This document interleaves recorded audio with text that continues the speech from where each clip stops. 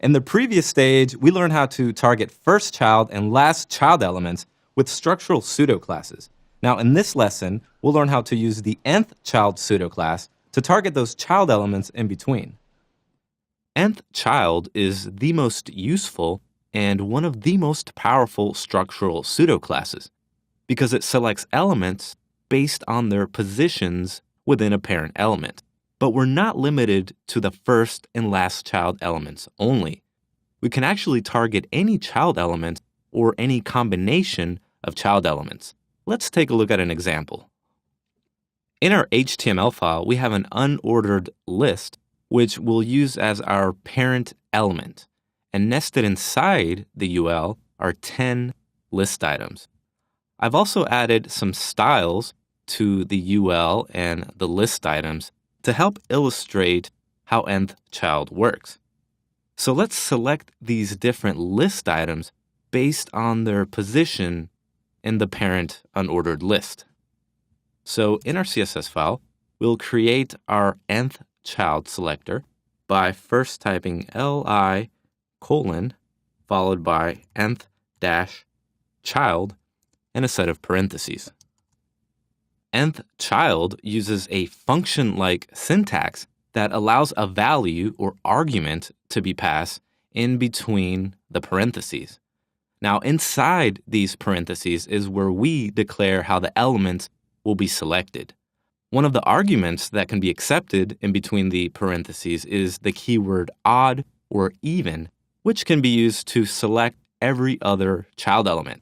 So, for example, if we type the keyword even, we're specifying that we want to target the even numbered list items. So the second, fourth, sixth, and so forth.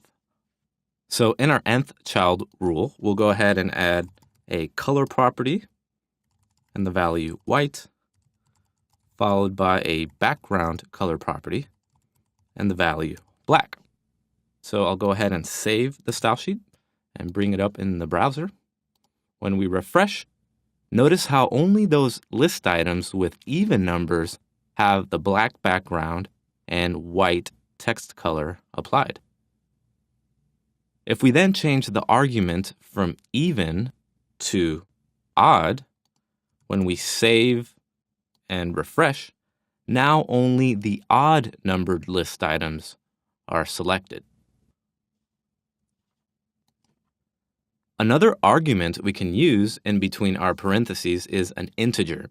So for example, if we use the number 3, when we save it and refresh the browser, we can see how it only targets the third list item inside the UL. Now, if we replace it with the number 9, now the 9th list item is selected. But we can actually target more than one child element. What makes nth child really powerful is when we use expressions to select a particular combination of child elements. Expressions are a little more complex, but as we'll find out shortly, they're not so bad once we start experimenting with the values. So our basic expression syntax looks something like this: an plus b. The values a and b are always represented by numbers, and the n value never changes. So let's go over what these values mean. Starting from the right, the b value is an offset value that determines the first element selected.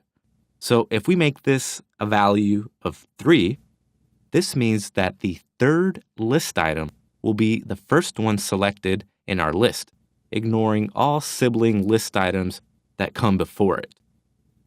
Now, the A value determines the cycle of elements to select after the first one has been selected. So if we make the A value the number 2, this means that the third list item will be selected first, then it will select every second list item after that. The n value doesn't change in an expression. We can think of n as a counter that starts at 0 and indicates the A value to the browser. So in this expression, n is telling the browser to select every second list item starting from the third one down. So let's see how this works. We'll go ahead and save our style sheet and refresh. Now we can see that the first list item selected is the third one, which was determined by our B value here. Then it selects every second list item until there are no more list items to select. Now, if we change our expression to something like 3n plus 4, this means that the fourth list item will be selected first, then every third one after that. So we'll go ahead and save.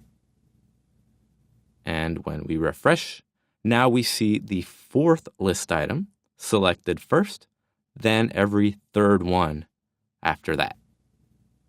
There are a few more things to keep in mind when using expressions, and these are things that can simplify our code.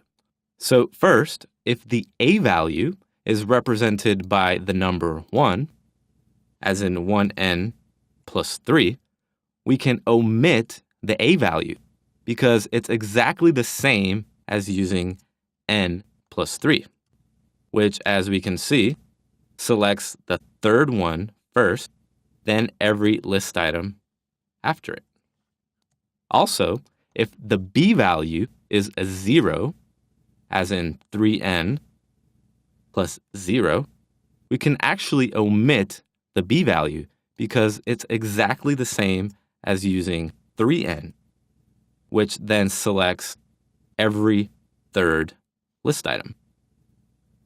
Finally, if the A and B values are the same, like in 3n plus 3, we can also omit the B value as it's the same as using 3n, which, as we saw previously, it selects every third list item.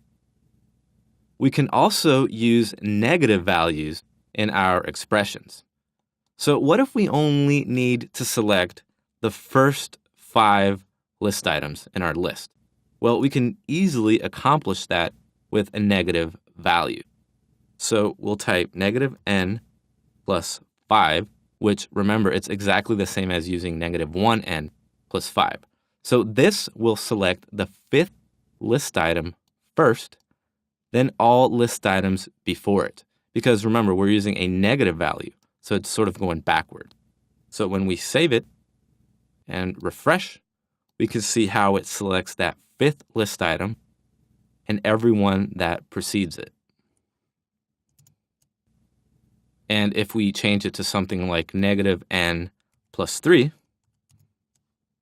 when we refresh, it now selects the 3rd list item and the 2 above it, so the first 3 in the list.